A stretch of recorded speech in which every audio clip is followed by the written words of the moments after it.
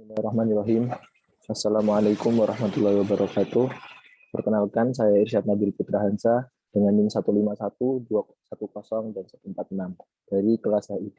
Ingin menjelaskan sedikit penjelasan tentang bab kesenian di dalam Islam.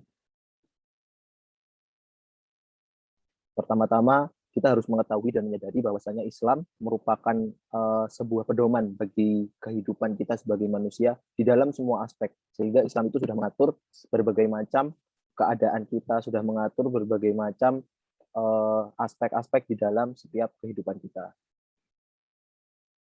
Kemudian di dalam bab seni sendiri, Islam pun juga sudah mengaturnya. Dan pertama-tama kita harus mengetahui dulu apakah definisi dari seni. Menurut beberapa pakar, sebenarnya seni itu cukup sederhana. Seni diartikan sebagai penjelmaan dari sebuah keindahan. Sehingga apapun bentuknya yang itu indah, baik dipandang mata, ataupun didengar oleh telinga, ataupun dikatakan lewat mulut, itu adalah seni. Seperti itu. Kemudian di dalam Islam sendiri, seni itu sebenarnya hanya sebuah wasilah. Seni itu hanya sebuah jalan untuk sebagai jalan untuk mengingat Allah Subhanahu wa taala. Dalam Islam, seni tak lain hanyalah sebuah sarana untuk lebih mengenal dan mengingat kepada Sang Pencipta. Kemudian seni di dalam Islam ini memiliki takaran yang jelas begitu, sehingga seni ini di dalam Islam memiliki ukuran yang cukup jelas dan sudah diatur dalam berbagai halnya, termasuk batasan-batasannya.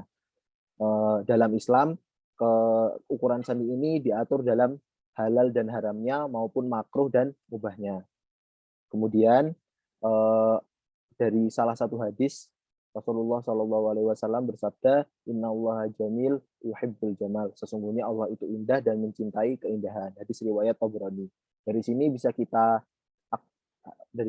artikan atau bisa kita simpulkan bahwasanya Allah Subhanahu wa taala sama sekali tidak melarang segala bentuk dari kesenian. Karena dari tadi kita ketahui bahwa definisi dari seni sendiri itu adalah suatu penjelmaan dari keindahan. Nah, akan tetapi di dalam Islam seni ini memiliki prinsip-prinsip. Di antaranya seni yang dapat mengangkat martabat insan dan tidak meninggalkan dari nilai-nilai kemanusiaan itu sendiri. Sehingga jika kemudian seni ini seni yang dipertontonkan ini atau seni yang diwujudkan ini kemudian melanggar nilai-nilai kemanusiaan, maka hal itu tidak dibenarkan di dalam Islam.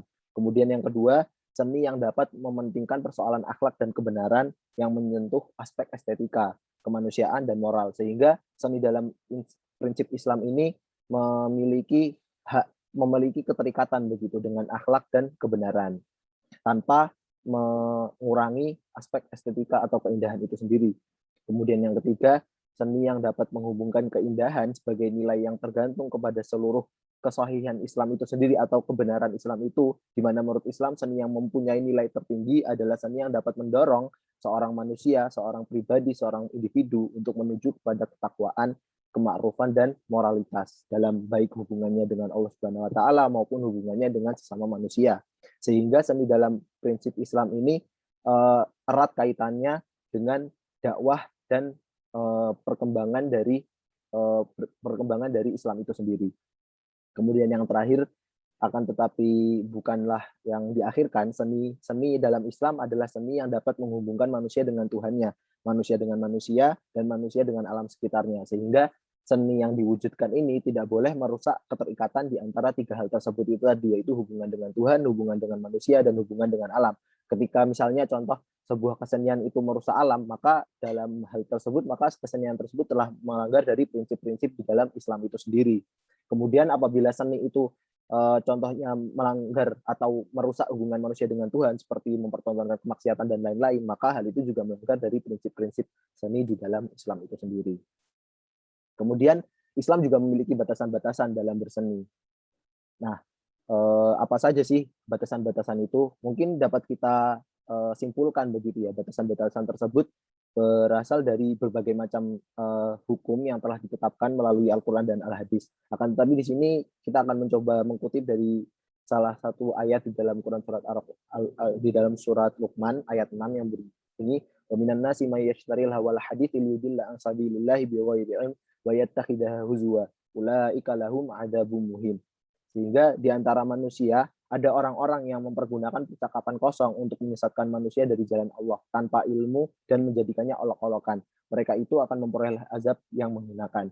Di sini dikatakan percakapan kosong dan menyesatkan itu bisa dirujuk kepada seni itu sendiri, di mana jika seni itu tidak memiliki isi atau esensi di dalamnya atau tidak memiliki substansi yang berkaitan dengan hubungan manusia dengan Tuhan, manusia atau dengan alam, maka itu dianggap sebagai percakapan kosong untuk menyesatkan manusia. Di sini juga bisa disimpulkan bahwa kemudian jika seni itu mendorong manusia untuk bermaksiat dari jalan Allah, untuk melanggar nilai-nilai yang telah ditetapkan oleh Allah, dan berasal dari seseorang tanpa ilmu, dan juga apabila seni ini kemudian dijadikan olok-olokan terhadap agama sendiri, itu merupakan sesuatu yang tidak dibenarkan. Bahkan Allah mengancam mereka dengan azab yang menghinakan.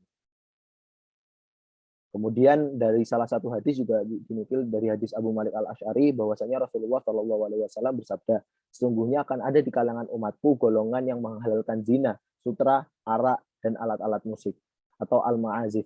Hadis riwayat Bukhari sahih dan di dalam Sahih Bukhari.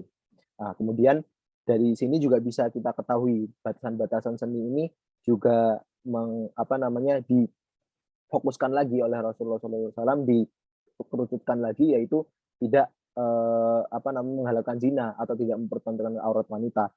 Kemudian menghalalkan sutra ini berarti apabila kesenian itu melanggar dari hukum-hukum fikih, yaitu ketika lelaki menggunakan sutra dan lain-lain. Arak juga jika kemudian kesenian ini kemudian merujuk kepada mabuk-mabukan dan lain-lain, dan juga kepada alat-alat musik yang melalaikan. Nah, ini juga batasan-batasan yang dilarang oleh Allah Subhanahu wa taala dan Rasul-Nya. Nah, kemudian ada juga batasan-batasan dalam berseni yang dikatakan oleh beberapa ulama, yaitu larangan membuat dan mengoleksi kartun. Kemudian yang kedua, larangan untuk seni musik yang melalaikan. Seni musik yang melalaikan ini bisa dikategorikan sebagai seni musik yang kemudian mendorong manusia untuk melakukan hal-hal maksiat, begitu ya. Kan kita juga ketahui ada beberapa musik yang kemudian menjauhi dari nilai-nilai keagamaan. Kemudian yang ketiga, larangan akan segala bentuk pornografi atau porno aksi. Sehingga ketika kesenian kemudian mempertontonkan aurat, maka hal itu sudah dibatasi begitu oleh Islam itu sendiri.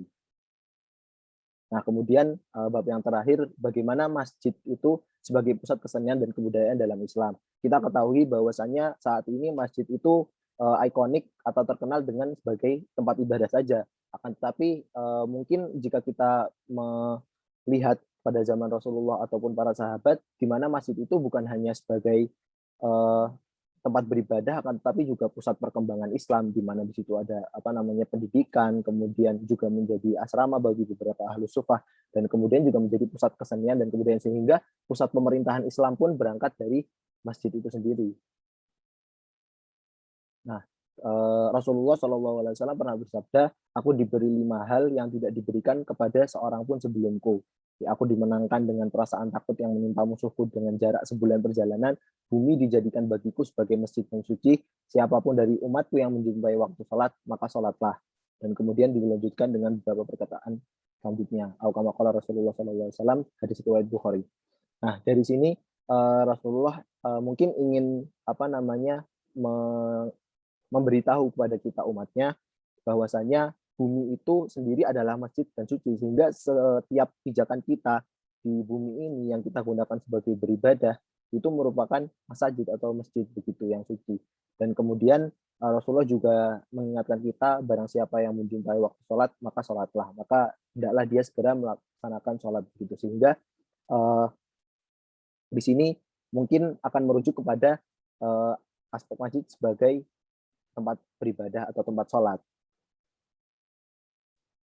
Nah, kemudian fungsi masjid sendiri di zaman Rasulullah, sebagaimana dikatakan oleh Ali Mustafa, bahwasanya ada 5, yaitu tempat ibadah, sebagaimana yang kita ketahui saat ini, atau banyak digunakan saat ini.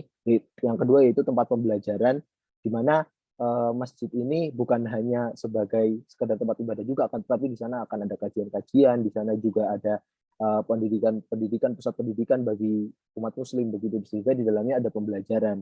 Nah, di sini juga bisa kita rujuk bahwasanya pembelajaran ini luas cakupannya, tidak hanya pembelajaran dalam aspek agama saja, akan tetapi juga hal-hal lainnya, begitu seperti ekonomi, kemudian termasuk kesenian itu sendiri. Kemudian yang ketiga tempat musyawarah, yang keempat tempat merawat orang sakit, kemudian yang kelima sebagai asrama bagi alusufah, itu orang-orang yang tidak memiliki rumah, kemudian menginap di masjid, begitu. Sehingga masjid ini merupakan sebuah bangunan yang menjadi sentral dari umat muslim sendiri, begitu, dan menjadi rujukan umat muslim ketika dari berbagai urusan dunia dan berbagai masalah yang terjadi.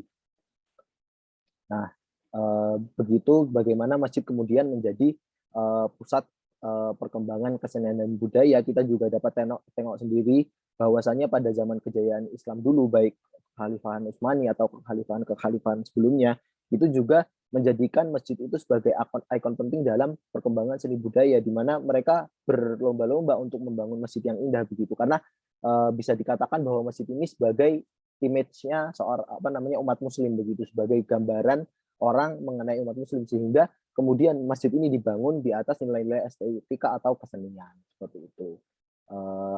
Saya kira cukup sedikit penjelasan saya tentang kesenian dalam Islam dan lain sebagainya. Jazakumullahu khairan katsiran. Terima kasih atas waktunya. Saya ucapkan terima kasih. Apabila ada saran mungkin bisa disampaikan. Terakhir, wabillahi taufiq wal hidayah. Wassalamualaikum warahmatullahi wabarakatuh.